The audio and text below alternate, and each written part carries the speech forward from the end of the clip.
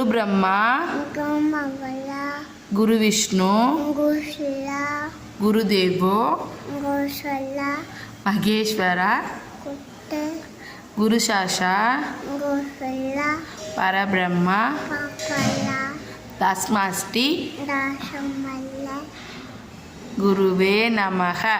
Masa, Goma, ஆன்னு கத்து.